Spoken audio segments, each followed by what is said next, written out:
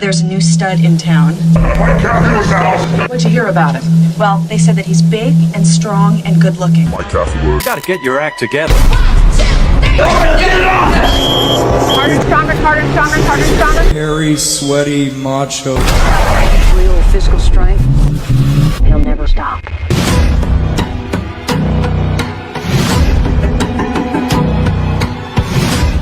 All right. The difference between getting carbs from fruits versus starches. Andy AO 894. What's the difference between getting carbs from fruit versus starches? Well, let's analyze the macros a bit. What do I mean by macros for those of you that are unfamiliar?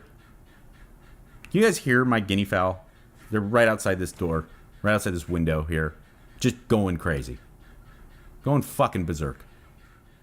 And that's not like a party for them. That's just them existing. I was telling my wife, I was watching the guinea fowl. I was just sitting on our deck with my wife.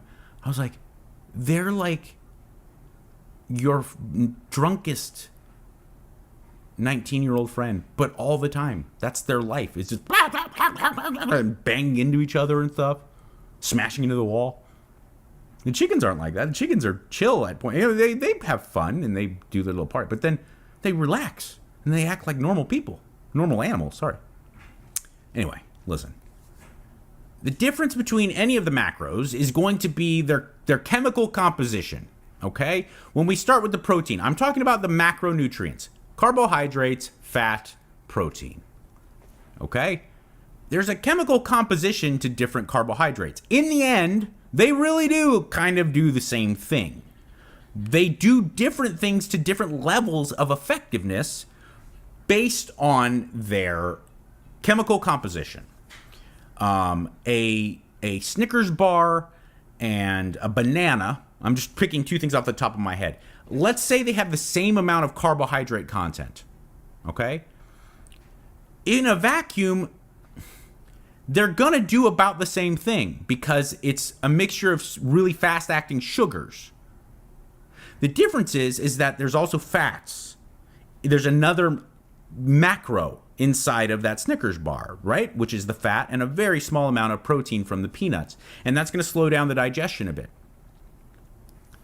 So there is a slight difference. But a banana has nothing else added. It's pure fructose, sugar. There might be slight amounts of fiber, but either way, it's a pure carbohydrate source. And that comes with it really high levels of potassium, really high levels of my other micronutrients that are really beneficial for you, okay? So on paper, in the end of the day, if you're getting 140 calories and 40 grams of carbs from one thing or another, and one thing is like typically looked at as shitty food and the other is looked at as healthy, when it boils down to it, there's probably not a lot more difference. The reason I recommend composing most of your carbohydrate intake from fruit and raw honey and things like that is because fructose seems to be a lot better for human consumption. It works a lot better. And also these things carry with them an incredible amount of satisfying, filling micronutrients that are going to fill in the missing pieces of the human diet. I am not an anti-carb guy. I rock white rice and I eat a lot of potatoes and sweet potato. But you just have to, when you look at starches, there's starches that are just a lot easier to digest, and there's starches that are going to be more gas creating. There's starches that don't have very much nutrients in them, micronutrients, things like vitamins and minerals. There's starches that have really high levels of micronutrients in them, things like sweet potato and potato. So in one way, there really isn't much difference as long as the carb count and the caloric kind of levels are similar. There's not much difference. But long term, which is what all of this is about, long term shit, sustainability, usefulness, and applicable ways to your life.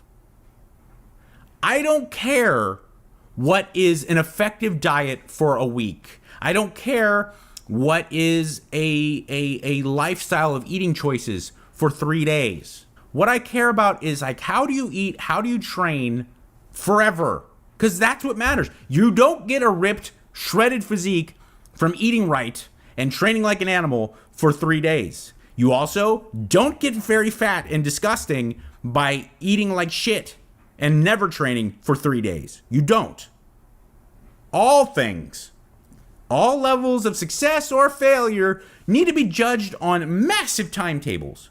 So if right now I go and I'm looking at green apples, if I have that green apple, or if I go in the back and I go find my daughter's secret stash that she doesn't think I know about of gummy worms, and I have the same level of carbohydrate intake, sugars, and calories, right now probably won't make much of a difference. The gummy worms might make me a little more tired, 30 minutes.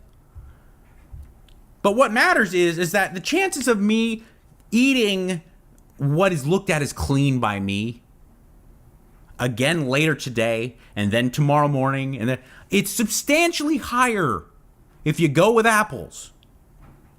The chances of you following your diet, or at least maintaining a reasonable caloric intake, if you make your carbs up of potatoes and fruit, just those two, it's way, way, way higher.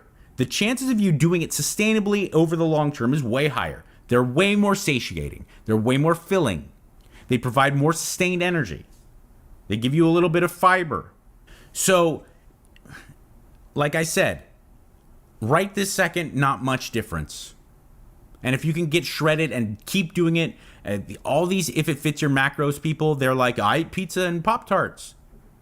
And I'm shredded. And some of them are. And I go, good for you. That's a big gamble. Lord knows I can't do it.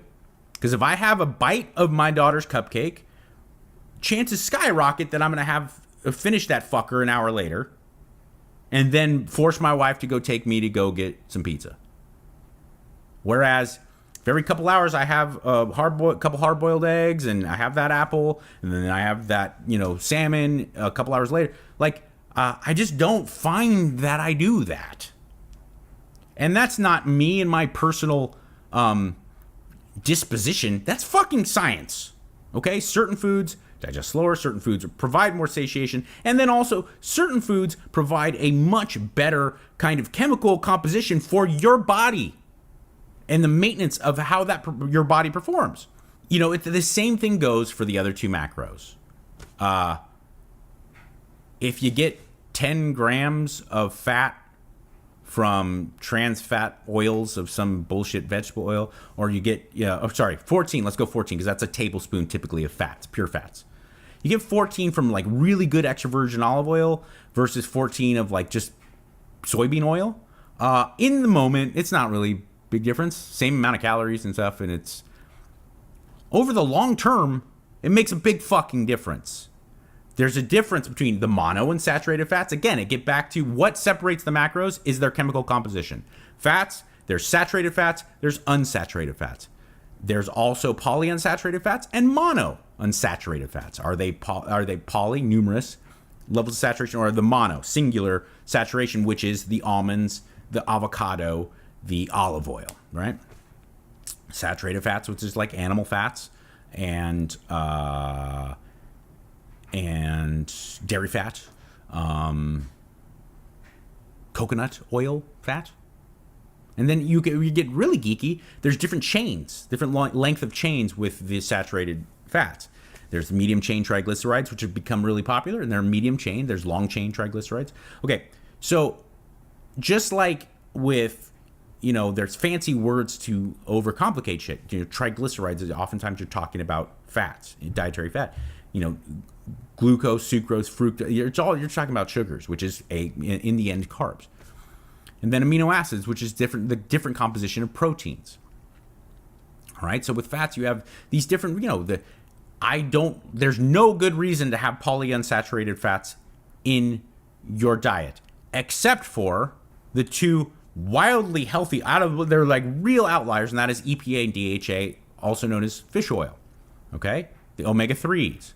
But outside of that, most polyunsaturated fat is just really not good for the human system. Okay, does it matter for this week if you have mostly polyunsaturated fats, things from trans fats and food additives from a lot of packaged foods? No, it doesn't, because it's going to be calories in, calories out, right? But over the long term, yeah, it fucking matters as far as heart health, as far as body fat levels, as far as like triglyceride levels and cholesterol. Like that shit adds up. So those are the difference. Then you switch to protein, which is an important thing to go over too, because people probably are like, well, if there's 40 grams of protein in this chicken breast, there's 40 grams of protein in this, Impossible Burger, whatever. What fucking difference does it make? And, in a vacuum right now, again, like I said, today or tomorrow for the next couple of days, it probably doesn't. Or this protein shake, which is 40 grams versus like, well, why do I have to go and make such do the cumbersome process of food prepping when I can just take this shake? It's the same amount of calories. In fact, a couple less calories, and it's same amount of protein, right? Because that shit doesn't last. It's not sustainable. And it's not as nutrient dense and chemically appropriate for the human body. And every protein has different amino acid chains, or different compositions of amino acids.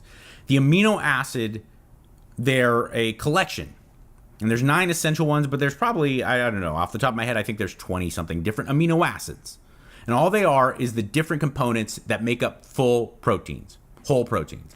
And that's the difference between an amino acid, like a supplement, the branched chain amino acids, which are 3 amino acids, leucine, isoleucine, and valine. And then the 9 essential amino acids, you see those sold. But those are isolated amino acids. They're not complete protein, okay? Complete proteins have an entirety of it.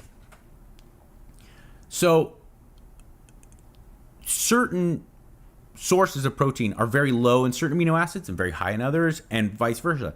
And so you want to look for the ones that have the best amino acid profile for human consumption.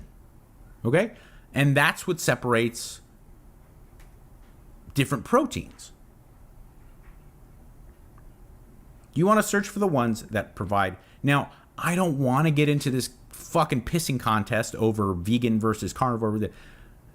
It's just, it really does look like, if we're just going to compare, that as far as efficacy and long-term success when it comes to anything valuable like health markers and muscle tone and body fat, red meat and fatty fish has, and certainly like organs of land animals and certain forms of dairy protein have a much, much more appealing amino acid profile to humans than vegetable protein. Now, does that mean you can't get fucking jacked and shredded being super pure vegan? No, it doesn't mean that at all. And I'm not even trying to say that. All I'm saying is that if we're just going to put on our lab coats and stare at it, that, animal protein does provide not only better macronutrient profiles, but also a much more appealing amino acid profile. So that's a long, long answer to a short question, but I just kind of wanted to, because I think it's important. Listen, and this goes for you just watching the show or listening to the show, or if you're going to step your game up and sign up at my Patreon or work with any other coach. He or she, and there's a million people, maybe not a million, but it sure seems like it lately.